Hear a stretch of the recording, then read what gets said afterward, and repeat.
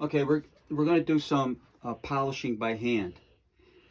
We're polishing by hand because we have a gun like this. We don't want to wash out the screw holes because then it makes it look bad and it's harder to engrave around the screw holes if they get washed out or dished out, hollowed out. You can't use a buffing wheel on custom engraving because it goofs up. It's okay for a regular gun like these guns over here. These guns are shooting guns, not collector guns. We're doing collector guns. It's another level of gun, and they're valuable, so we don't want to dish out the screw holes. So what we do is we go down to the automotive place and we buy any kind, but this is a good quality, 3M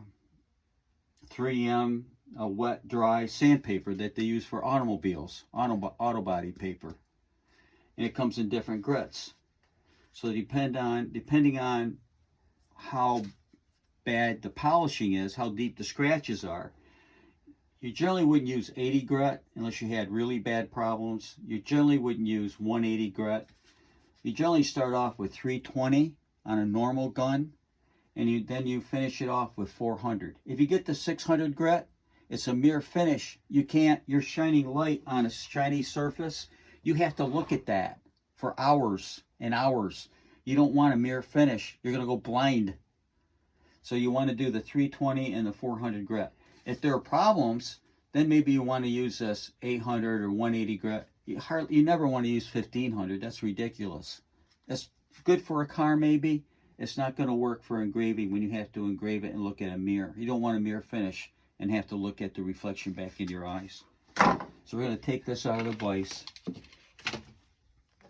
Good, thanks. I'm going to take the work we got now. We've been doing the stippling with, and really nice stippling job that Gerald learns in about how long it take you to learn that? Maybe 10 minutes. So this handwork isn't always, like crazy, being apprenticing for 15 years or, it's not rocket science. It's fairly easy. It's just a technique that you have to know. And I don't believe in try buying into a skill set. It's not right for me. It's right for other people. That's okay. We don't care what other people do. That's their business. It's fine. A lot of nice looking engraving. Beautiful stuff that machines do. Me personally, I went this direction. That's a personal decision people make. It doesn't mean that they're bad or good. It just matters what they think, what other people think. Collectors want handwork, in my opinion, and it's worth more money, in my opinion. But whatever your opinion is, that's fine. So we're going to use wood. Now this is red oak. It's pretty well used, but the main thing is flat. Because it's flat, when you run it over the screw hole, you're not going to dish it out. It's not like a bristle brush, like a toothbrush, circular toothbrush. The car wash, you know how the car wash, it's not good. It's not going to be good for your screw holes. So you start off, you have to, when you're going from one grit to another, when you're going from 320 to 400, you want to clean the surface before you go to the 400. If you don't clean the surface, what's going to happen?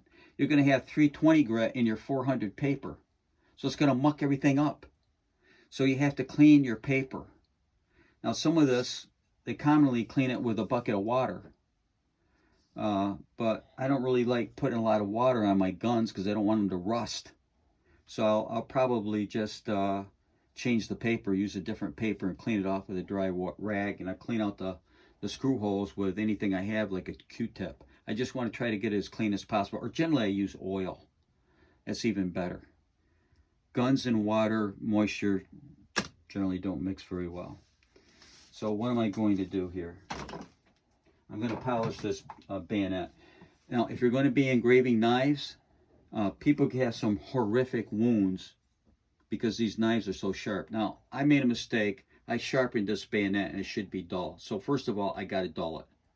Now, I put this in my wife's oven for 3 hours at 450 minutes. Or 4 hours. Yeah, 4 or 5 hours. I put at that 450 degrees. So I'm thinking that softened it. I don't care about rehardening it because I don't think I'm going to I'm not going to use this on a Mauser rifle for for horrific purposes at any time soon. You know, I don't need to harden it because this is a war trophy, and I'm just going to put some dates on here and some battles, and I'm going to engrave it for my, this is my personal thing, I'm going to engrave it for my godson. So this is something I'm doing for fun. I might engrave the blade if it's soft enough. It's kind of turned color, it's gotten a little rusty. Here's a hole here I don't want to dish out. Here's a little slot here. And I'm going to have to put some type of brass handle on it. I probably won't be putting ivory on it. I don't know. If I put a brass handle on it, I'll probably engrave it. And I got to dull this mistake I made sharpening it. I shouldn't have done that. I was going to try to do something really wild, and I just changed my mind. So what I do is, it has to go in a piece of wood. So here's a piece of wood. And I'm going to take the hot melt glue gun. I'm going to fire that up if I can find it. And I'm going to take this Wagner hot air blow dryer thing, and I'm going to melt the glue on top of this, and I'm going to safely engrave the bayonet without hurting myself. So I'll shut off the camera for now, and I'll pick up again later when I get going.